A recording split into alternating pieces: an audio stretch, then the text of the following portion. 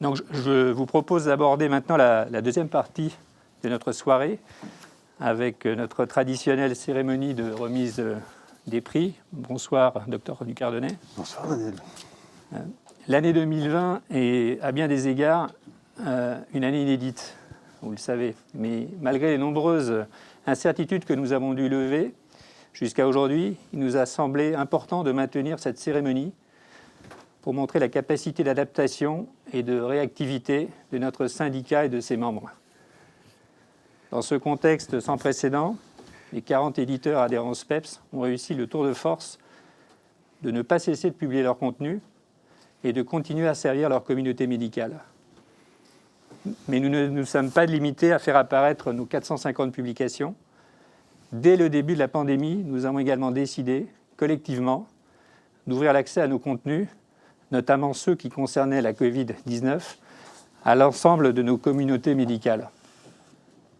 Cette décision signifiait pour nous, éditeurs dans le secteur de la santé, un acte de solidarité et de soutien sans faille à l'égard de tous nos soignants. Et je souhaite rendre ici un hommage appuyé, au nom de notre syndicat, à l'ensemble de nos professionnels de santé, qui sont aussi nos auteurs, nos rédacteurs et nos lecteurs, pour le dévouement exemplaire dont ils ont fait preuve pour lutter contre la propagation de la pandémie et préserver ainsi notre santé. Avec la pandémie, je crois pouvoir affirmer que la prise de conscience du rôle fondamental qui remplissent nos publications en matière d'information et de formation s'est développée. L'augmentation significative de la circulation d'informations, souvent non validées, M. Ganassi en parlait il y a quelques minutes, que l'on qualifie parfois d'infobésité, n'épargne pas le secteur de la santé. On observe depuis le mois de mars dernier une augmentation sensible d'informations ou de points de vue scientifiques, parfois contradictoires, qui sont de nature à remettre en question la parole de nos experts. L'essor des technologies et le développement fulgurant des réseaux sociaux présentent de nouveaux avantages, mais aussi des risques non négligeables. Et la prolifération de la diffusion d'informations non validées, qualifiées parfois de fake news en fait, susceptibles de porter atteinte à la réputation de nos soignants, en est un qui me semble majeur. Dans ce contexte, notre presse médicale dans son ensemble doit continuer à faire preuve d'exemplarité pour préserver l'intégrité, l'éthique et la fiabilité des contenus qu'elle publie. C'est cette exigence éditoriale, nous en sommes tous convaincus, qui permettra à notre presse de s'imposer durablement comme l'un des vecteurs d'information et de formation, de référence et incontournable. Pour soutenir cette vision, notre conseil d'administration a défini depuis quelques années déjà 3 missions prioritaires qui constituent l'identité ou l'ADN de notre syndicat. D'abord, informer et former l'ensemble des professionnels de santé, ce qui constitue la vocation principale de nos publications. Ensuite, favoriser le partage des connaissances validées. Enfin, promouvoir l'expression scientifique de langue française et son rayonnement dans les bassins linguistiques francophones. Ces 3 axes prioritaires constituent un socle commun, partagé par l'ensemble de nos adhérents, qui contribue à l'attractivité de notre syndicat et au rayonnement de nos publications. Mais revenons à la 21e édition de notre Grand Prix. Le millésime 2020, malgré le contexte singulier que nous traversons, a été de très bonne tenue, puisque les membres du jury, sous la conduite du président Grimaldi, ont eu la lourde tâche de lire 114 articles soumis pour désigner 15 lauréats. Je n'en dirai pas plus sur ces lauréats, je laisse le soin au professeur Grimaldi de le faire dans quelques instants. Cette année encore, le Centre français d'exploitation du droit de la copie, qu'on connaît mieux sous le sigle de CFC, a accepté d'être notre partenaire exclusif et de soutenir notre événement, notre Grand Prix. Je vais donc demander à Philippe Masseron, le directeur général du CFC, que je remercie d'ailleurs au passage pour la fidélité de son soutien, de nous préciser en quelques mots quelles sont les missions principales du CFC et les raisons pour lesquelles le CFC soutient notre manifestation. Monsieur Masseron, si je vous laisse prendre la parole. je suis là et je serai relativement bref. Le CFC a pour mission principale de gérer des droits, les droits qui concernent les exploitations qui sont faites par un certain nombre d'organisations, que ce soit des entreprises, des établissements d'enseignement, etc., qui font des copies numériques ou sous format papier d'articles de presse ou d'extraits d'ouvrages. Nous gérons donc ces droits de façon globale.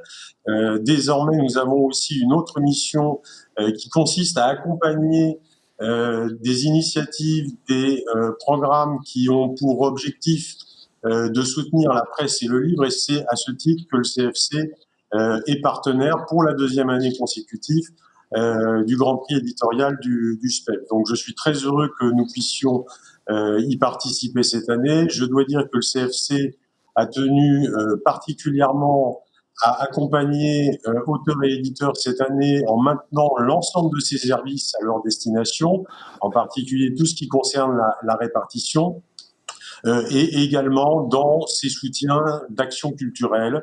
Il nous semblait que c'était important de maintenir ce programme de façon tout à fait effective. Alors, je crois que l'année 2020 nous montre à quel point il est important qu'une presse et une édition médicale scientifique soient fortes. On a parlé à l'instant de toutes ces problématiques. Donc, je vous laisse la parole désormais. Je félicite à l'avance les nommés et bien évidemment les récompensés de ce soir. Merci, cher Philippe. Mais je propose désormais de laisser place au 21e Grand Prix éditorial et je vais donc céder la parole à nos 2 maîtres de cérémonie cette année, le professeur Grimaldi et le docteur Alain Ducardonnet, qui vont animer conjointement cette cérémonie. Je vous souhaite une excellente cérémonie. Merci. Eh bien, merci beaucoup, Daniel. Bonsoir à tous et à toutes. Ravi de vous retrouver, puisqu'un certain nombre sont des fidèles de cette remise des prix et de la conférence inaugurale. J'ai en effet cette année le plaisir de partager cette présentation avec André Grimaldi. Ce n'est en fait que logique, puisque c'est quand même lui qui manage, vous voyez, le nombre d'éditeurs, d'articles. Tout cela demande un énorme travail. Est-ce que cette année, c'était un bon cru ? Très bon cru, Covid et pas seulement Covid. Donc comme dans la vraie vie, on n'a pas oublié qu'il n'y a pas que le Covid dans la médecine. Voilà, il ne faut pas oublier les autres patients, c'est ça, Absolument. C'est ça la question, bien évidemment. Voilà, les membres du jury, eh bien, nous allons bien sûr leur rendre hommage parce que c'est un travail relativement long. Il faut lire tous ces articles, il faut les analyser. C'est généralement en période d'été. Je crois que c'est toujours dans cette période-là que vous travaillez le plus. On salue bien sûr François Mignon, président d'honneur, qui a porté à bout de bras un certain nombre d'années ces grands prix. Voilà, donc des personnes que vous connaissez déjà, que vous retrouvez régulièrement chaque année.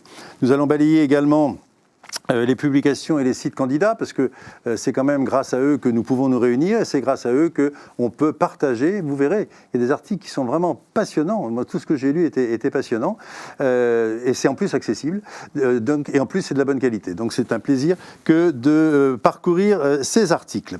Voilà, vous allez avoir un certain nombre de catégories, comme chaque année, classiques. Nous allons donc les balayer avec André Grimaldi, et nous allons avoir le plaisir d'avoir en visio directement, donc de pouvoir interviewer les auteurs, ou éventuellement en vidéo, certains ne pouvant pas être disponibles. Vous aurez à chaque fois quand même le commentaire concernant bien évidemment l'article qui a été retenu par le jury. Voilà, nous avons maintenant, eh bien, la route est ouverte. Restez avec nous, c'est le moment le plus important. Vous allez apprendre plein de choses. C'est un panorama merveilleux de tout ce qui est la médecine, le côté vétérinaire, le côté toutes les spécialités médicales sont là. C'est les professionnels de santé qui vont partager avec vous leurs connaissances.